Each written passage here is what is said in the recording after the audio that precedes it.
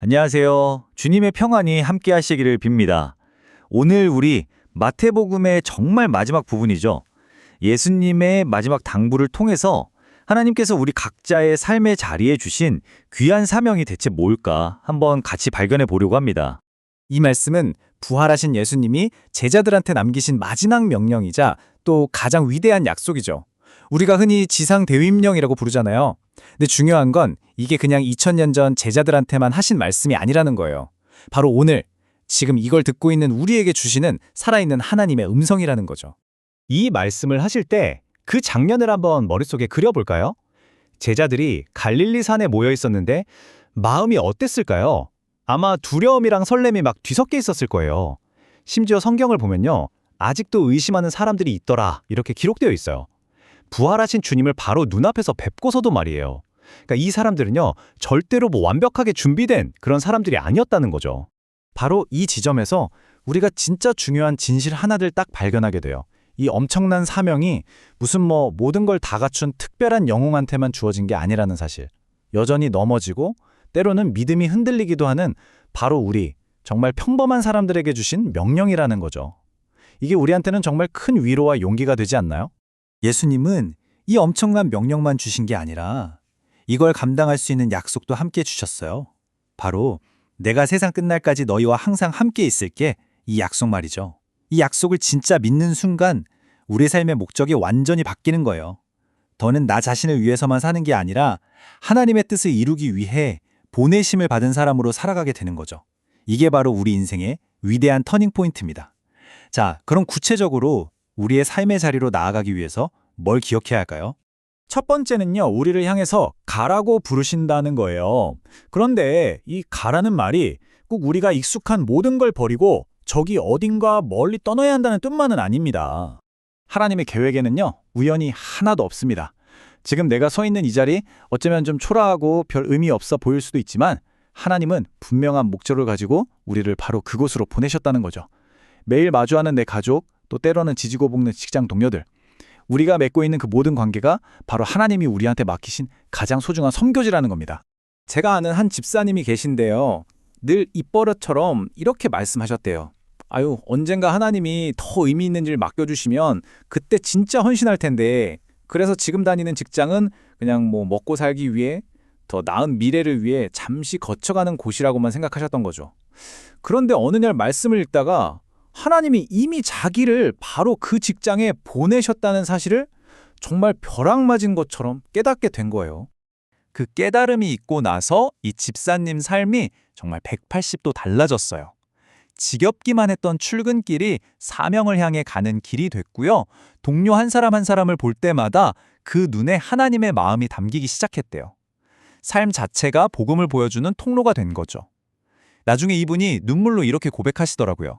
저는 계속 다른 곳만 찾고 있었는데 알고 보니 하나님은 이미 저를 보내셨더라고요. 자, 좋습니다. 그럼 하나님이 우리를 보내신 바로 그 자리에서 우리는 대체 뭘 해야 할까요? 그게 바로 두 번째 사명, 제자를 삼으라는 겁니다. 제자를 삼으라는 말이 조금 부담스럽게 들릴 수도 있어요. 그렇죠? 하지만 이게 길거리에 나가서 불신지옥 이렇게 외치라는 뜻이 절대 아니고요. 그냥 착한 사람, 좋은 사람으로 인정받는 데서 멈추라는 것도 아니에요. 핵심은 이거예요. 내 삶을 통해서, 내 말과 행동을 통해서 다른 사람들이 아, 하나님 믿는 사람은 저렇게 사는구나 하면서 자연스럽게 하나님을 궁금해하도록 돕는 것. 이게 바로 제자 삼는 삶의 진짜 시작이라는 거죠. 어떤 청년 이야기가 떠오르네요. 이 친구가 교회 생활은 정말 열심히 했는데 마음속으로는 늘 이런 생각을 했대요. 아, 복잡하게 생각할 거 있나? 그냥 나 하나 믿음 잘 지키면 되는 거 아니야? 다른 사람한테 신앙을 드러내는 건 좀 어색하고 부담스러웠던 거죠. 그러던 어느 날 직장 후배 하나가 너무 힘든 일이 있다면서 이 청년을 찾아온 거예요. 처음엔 좀 마지못해서 이야기를 들어주기 시작했는데 어느새 자기 삶과 믿음에 대해서 솔직하게 나누고 있었던 거죠. 같이 밥도 먹고 가끔은 밤새도록 이야기도 들어주고 또 어설프게나마 기도도 해주면서 그 후배가 조금씩 마음을 열었고 하나님을 알아가게 됐어요. 그리고 시간이 꽤 흐른 뒤에 그 후배가 이런 말을 툭 건네더래요. 형, 진짜 고마워요. 저는 형을 보면서 하나님이 어떤 분인지 알게 됐어요. 그 말을 듣는 순간 이 청년이 딱 깨달은 거죠. 아, 신앙이라는 건 골방에 몰래 숨겨두는 보물이 아니라 누군가를 세우고 살리는 능력이구나. 자, 근데 여기서 진짜 중요한 질문이 하나 생기죠. 가서 제자를 삼으라니 이 엄청난 사명을 이렇게 연약한 우리가 대체 어떻게 감당할 수 있을까요? 정답부터 말씀드리면 우리 힘으로는 절대 불가능하다는 거예요. 우리가 이 사명을 감당할 수 있는 유일한 근거, 유일한 능력은요, 바로 내가 너희와 항상 함께 있으리라는 주님의 약속, 딱 그거 하나입니다. 우리의 유창한 말솜씨나 대단한 능력이 아니라 우리랑 함께 하시는 주님 때문에 가능한 일이라는 거죠. 우리는 여전히 부족하고 두렵지만 주님이 함께 하시니까, 그래서 오늘도 포기하지 않고 한 걸음 내디딜 수 있는 겁니다. 사람들 앞에서 말하는 걸 병적으로 두려워했던 한 성도님이 계셨어요. 그래서 누군가에게 복음을 전하거나 믿음을 나누는 건 그건 특별한 은사 받은 사람들이나 하는 거지 하고 선을 딱 그어놨던 거죠. 그러던 어느 날 정말 친한 친구가 인생의 큰 위기를 만났다면서 울면서 전화를 한 거예요. 무슨 말을 해줘야 할지 몰라서 막 망설였지만 정말 큰 용기를 내서 친구 손을 잡고 기도해 주기로 했어요.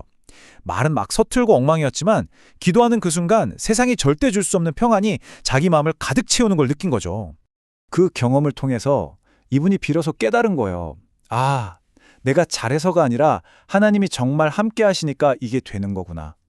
고린도후서 12장 9절 말씀 있잖아요. 내 은혜가 내게 족하다. 내 능력은 약한 데서 완전해진다. 이 말씀처럼 주님의 능력은 바로 우리의 가장 약한 부분, 바로 거기서 가장 완벽하게 드러나는 법입니다. 자, 그럼 이제 가장 결정적인 질문이 남았습니다. 이 위대하고 거룩한 사명을 오늘 내 평범한 일상 속으로 어떻게 가져올 수 있을까요? 잠시 눈을 감고 한번 떠올려 보시겠어요? 하나님께서 나를 보내신 자리가 어디인가요? 매일 아침 눈을 뜨는 나의 집, 하루 대부분을 보내는 내 직장, 그리고 내 주변의 소중한 사람들, 그 얼굴과 장소들을 한번 구체적으로 마음에 그려보세요.